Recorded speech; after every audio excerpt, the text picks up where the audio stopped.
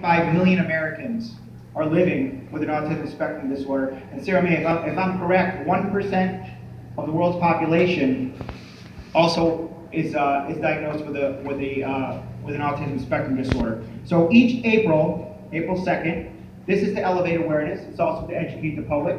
It's also to talk about the issues that we're facing. I'm certainly facing different issues when he was 3. Now he's a teenager. There are different issues that we're facing as autism families and those with developmental disabilities across the country. Kurt shared this number with me not too long ago. More than 128,000 people with developmental disabilities living in New York alone. That's a very significant number. And I'm very happy that the Wellwood School is here, because I can tell you that because of the work they're doing, Michael was able to join me out at the Capitol earlier this year. He's able to be here, and he's actually doing quite well. These are things he could not do before, so it's helping him become more independent. Autism is a spectrum disorder, so that Janine mentions this quite a bit as well. That means, what does that mean? That means it affects people in different ways. It's a spectrum. It also means that each child possesses unique abilities, symptoms, and challenges. But what we've discovered is there's a significant number of unmet needs. And that's what we're here to talk about today.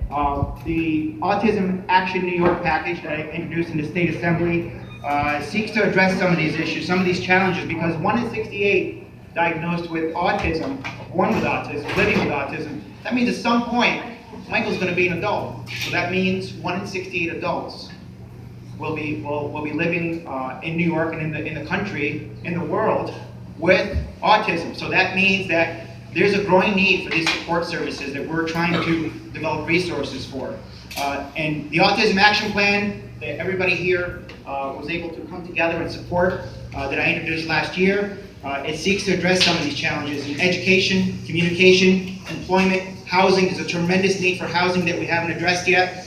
And sharing these challenges is what inspires this legislation. That's how Autism Action New York, Autism Action New York works. Bringing awareness to these challenges is so critically important. That's what we're here to do today. I'm very honored and appreciative to be here for several reasons, but we passed a resolution in the State Assembly. April is National Autism Awareness Month. Today is World Autism Day. So I passed a resolution in our State Assembly to proclaim April as Autism Awareness Month in the state of New York. And I have that resolution here. Of course, it passed unanimously, and it highlights some of these concerns. And so I thought it would be fitting that on Puzzle's birthday, I present this resolution from the State Assembly to Sarah May. So Sarah, happy birthday, and I'm very pleased to present it.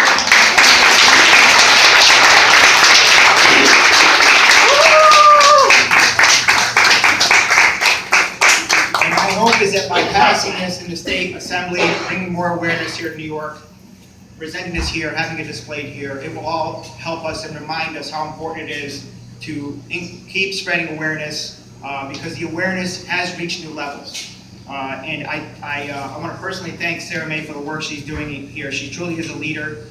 She is opening up doors, opening up opportunities for those with disabilities, and she is leading the way. And we hope to see more of this throughout the state. We hope to see businesses like this operate throughout the state and maybe throughout the country at some point. So let's hear it for Sarah May one more time. And the puzzles.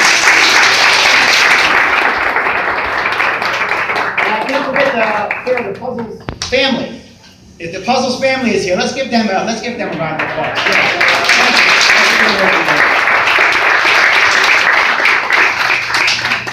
So with that, I want to thank Sarah for hosting us. So I'm going to invite her up to talk about World Autism Day and talk about the work that she's doing here and some of the plans for the future as well. So let's welcome her up.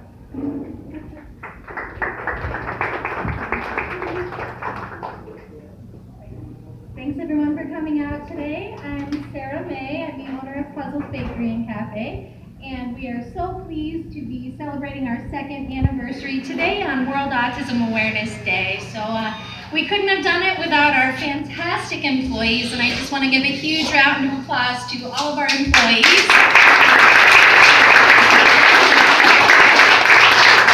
We really have such a great team here, and as most of you know, more than half of our employees do have different special needs and developmental disabilities, and what a family we've become over the past 2 years. I also want to give a huge round of applause to our amazing loyal customers, so thank you.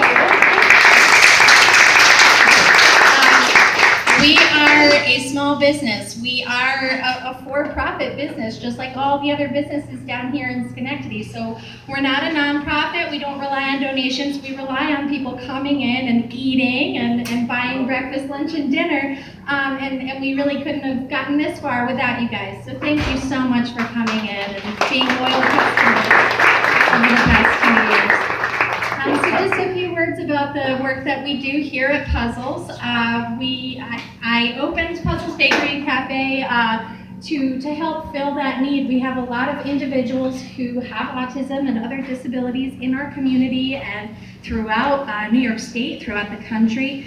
And these individuals, they're aging and becoming adults. And in that adult life, some of the biggest challenges are housing, one thing that we talked about a little bit, education, but a huge one is employment. And I just felt that by opening a food service operation and providing meaningful employment opportunities for people on the spectrum, we could make some kind of difference here in Schenectady. So right now, to date, we have over 1,000 applicants who want to work here at Puzzles in Schenectady. So clearly there's such a big need for other businesses to kind of step up and even just hire one person with special needs. So we're really trying to act as a model and show other businesses that this is a successful way of doing business. And hopefully in the future we can continue to open more locations and help other people in their communities open businesses similar to Puzzles Bakery and Cafe so that we can continue to hire more people with developmental disabilities. It's very, very important. So I didn't really prepare anything else, but thank you guys so much for coming. Today is International World Autism Awareness Day. And, I think today in 2017, I think we're all pretty aware at this point. A couple decades ago, I remember when my sister was diagnosed with autism, people weren't aware. As a little 5-year-old kid, I remember going around with brochures to my classmates explaining, this is what autism is, and my sister has autism, and nobody even knew what autism was. But today, I think we do. We have an understanding of what autism is, and it's not really time for awareness anymore, it's time for action. So I want to thank Assemblyman Santa Barbara for all of the work that he's been doing with his Autism Action Plan. And of course, all of the other fantastic nonprofits here in the Capital Region, Wildwood, Schenectady ARC, Living Resources. I think everyone's been working really hard to really, do the autism action instead of awareness. So I know we have Autism Action Day coming up on April 5th, right? Yeah, Wednesday. Yes, and I'm sure the Assemblyman can talk a little bit more about that, but we're so excited to be a part of the action taking place in our community, and thank you guys for all being here today. I really appreciate it. Thank you.